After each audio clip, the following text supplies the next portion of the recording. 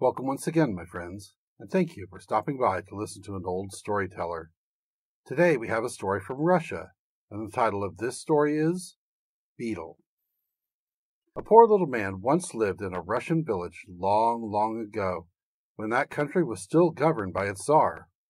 He was very small and rather weak, so that he found it very difficult to get work enough to support himself and his wife. People were inclined to despise him, and in the village where he lived they nicknamed him Beetle. His wife was a good little soul, but she, too, was not very strong, and as they were no longer quite young, they found it more and more difficult to earn enough to provide for even the simplest requirements. One day the man, who had, by the way, quite a good brain, decided to leave the village and try his luck in a neighboring one, where he was unknown. "I have a plan in my head," he said to his wife, "whereby I hope to earn a bit of money. I shall set up as a magician, and people will pay me to tell them what they are unable to find out for themselves." "But how can you possibly do that?" said his wife. "You know nothing at all about magic. Heaven forbid that you should take up with such dangerous matters. No good could come of it." "Say nothing," said her husband. "You will see what you will see." So they moved to the other village. When they had been there but a very short time, the beetle climbed by night into the kitchen of the farmer who lived halfway up the hill. He took a fine piece of linen from the chest and hid it under the straw in the barn. He then crept away home. The next day there was a great hue and cry. "My beautiful linen!" lamented the farmer's wife. "Who can have taken it, and where has the thief hidden it?" Everyone was talking about the theft. The whole place was agog with it. Beetle, or Vania, to give him his proper name, had already made known to some of the villagers that he was possessed of magical powers. And when the farmer's wife heard of this, she came beseeching him to find out what had become of her linen. "What will you give me if I find your linen for you?" he asked. "A sack of flour and a pound of butter," she said. "I will see what I can do," said Beetle. "Call again in an hour's time." When the farmer's wife came back, he told her that the linen would be found under the straw in the barn. When this proved to be true, the farmer's wife was, of course, greatly delighted. Vania got his sack of flour and his pound of butter, and everybody held him to be a very wonderful person. A little later, the big landowner who lived on the edge of the great wood lost a valuable colt. When, after a good search, it was still nowhere to be found, the landowner's wife suggested that Vania, the magician, should be called in. "He found the linen that was stolen from Mascha, the farmer's wife," she said. "Why should he not prove equally clever in the matter of the colt?" Now Vania, as you will doubtless have already guessed, knew very well where the colt was. Had he not himself stolen it away from the stable by night and tied it securely to a tree in an unfrequented part of the forest? "What will you give me," said he, "if I use my magic powers to discover where your colt is to be found?" "I will give you 100 rubles," said the landowner, for he was a rich man, and the colt was a valuable one. Whereupon Vania said to him, as he had said to the farmer's wife, that if he would return in an hour's time, he would see what could be done. When the landowner returned, Beetle conducted him to the place in the forest where he had tied up the colt, and duly received the promised reward. Everyone was more than ever impressed by the marvelous powers of Vania the magician, and his fame spread far and wide. But his wife was troubled by it. "One day you will find yourself in a hole, my Beetlekin," she said. "This business is making me anxious." Her husband laughed. "Do not fear, wife," he said. "You may trust your Beetlekin to find a way out." Not very long after this, the Tsar lost his betrothal ring. It was a very fine ring of chased gold, set with splendid diamonds, emeralds, and rubies, and the Tsar was very much upset at the loss of it.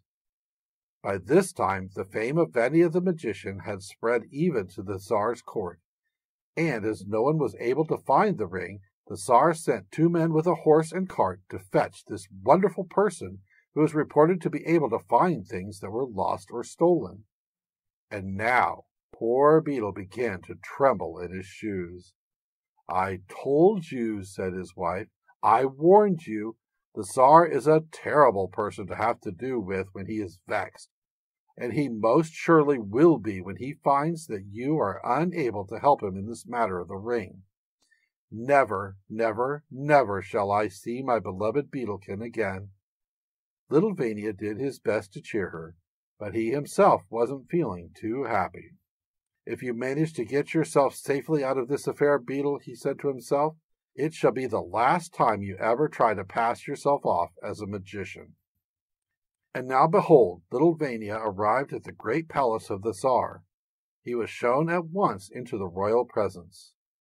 "I hear you are a great magician," said the Tsar, as Vania bowed low before him. "Can you find my lost ring?" "I will do my best, great Tsar," said Vania, bowing again, and hoping that the Tsar would not see how his legs were shaking. "You're not a very big fellow," said the Tsar, "but you'll be shorter by a head tomorrow if you are not able to tell me what has become of that ring.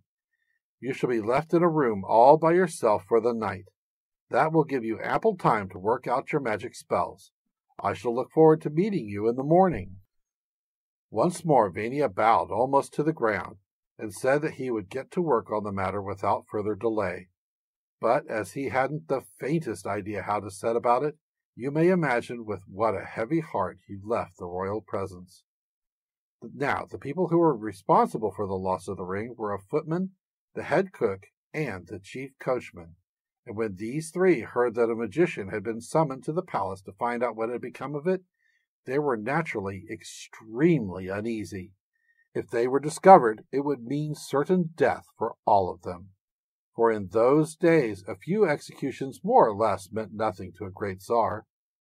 They made inquiries as to what had happened at the interview, and when they heard that the magician had been given a room in which he was to spend the night working on his magic spells, they decided, after an anxious consultation, to take turns at listening at the keyhole of the room in which he was confined, hoping to learn in this way of any decision to which he might come.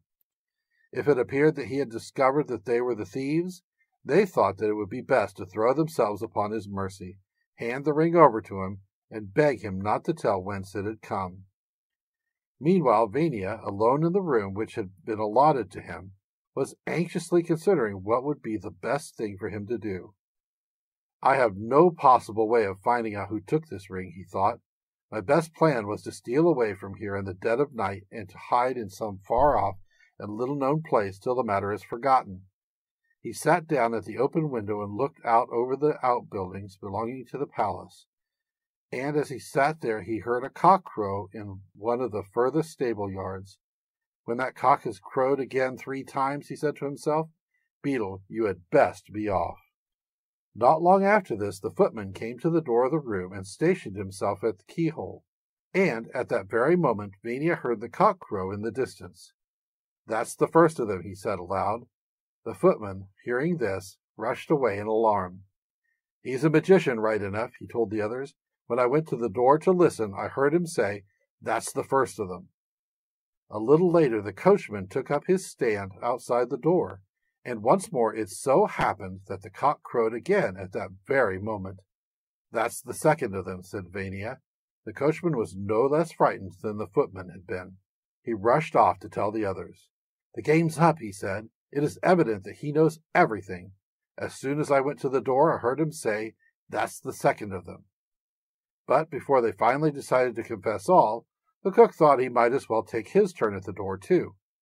Again, it happened that the cock crowed at the very moment when he arrived outside. "And that's the third of them," said Vania in a loud, decided voice, for he was now determined to wait no longer, but to fly from the palace at once. He listened to hear if all was still, and then tiptoed across the room, opened the door quietly, and went out. But he had gone only a few steps before he came upon the footman, the cook, and the coachman all huddled together in a corner, waiting for the dawn to come, so that they might go into the magician's room and confess all. When, however, they saw him coming, they fell with one accord on their knees and implored him not to tell the Tsar that they had stolen the ring. I know not how this has come about, thought Vania, but it seems that the beetle's luck has not deserted him after all.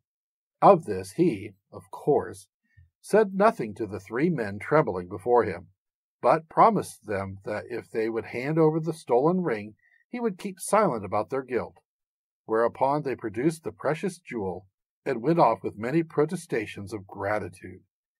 Vania crept quietly into the apartment in which he had been received the day before by the Tsar. It was very early in the morning. No one was about. He managed to pull up a loose board in the floor, placed the ring underneath it, put the board back into its place, and returned quietly to his own room, where he slept soundly till aroused by the Tsar's servants. Very soon after, he was commanded to the royal presence and entered the audience chamber with a smiling face. "Well, Mr. Magician," said the Tsar, "have you discovered the whereabouts of my ring? You have had the whole night in which to work your magic. But if you are unable to produce my ring, that night will have been your last." Vania bowed low. "Great Tsar," he said, "I am pleased to be able to tell you that I have been successful. If you will deign to follow me, I will show you the place where your ring is to be found." So the Tsar and all his retinue followed little Beetle, who led them to the spot where he had concealed the ring, and, raising the board, showed them where it lay. "Your Majesty must have dropped the ring," said Vania, "and it doubtless rolled away and fell through a crevice. That is all that I was able to learn of the matter." But the Tsar was greatly pleased. "You are certainly a first-rate magician," he said. "I will see that you are handsomely rewarded."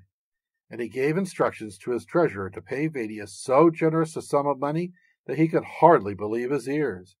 Now he could go home to his wife and tell her that he need do no more magic, since the money was enough to provide them with food and shelter for the rest of their lives. But he was not quite out of the wood yet, for a few minutes later the Tsar went for a little walk in the palace grounds. And as he walked, being a rather suspicious person, he bethought himself that it was possible that the magician had made a lucky guess in the matter of the lost ring. "I will try him once more before I let him go off with the money," he said. At that moment a flying beetle flew into his hand. He closed his fingers over it, went indoors, and ordered the magician to be brought before him. "I have one more question to ask you," he said. "This is a simple matter. Tell me what I have in my closed hand." Poor Vania was dumbfounded. "Beetle," he said, half aloud in his anguish, "you are caught this time." The Tsar heard the words. "Marvelous, truly marvelous," he said, and opening his hand, let the beetle fly away. Vania bowed low and retired. His one desire was to get away from the palace as quickly as possible, lest his powers should again be put to the test. He reached home safely with his reward, and you may imagine how happy he was to be home again, and how delighted his wife was to see him. They returned to their own village, where they settled down to a quiet, happy life. But Beetle kept his word and gave up all claim to magical powers from that time onward till the end of his days. Thank you once again for listening to this story. If you enjoyed this story, please press that like button. Also, please help an old storyteller out by subscribing to my channel. The next story will be posted in a few days, so until then, may your story continue to be a good one.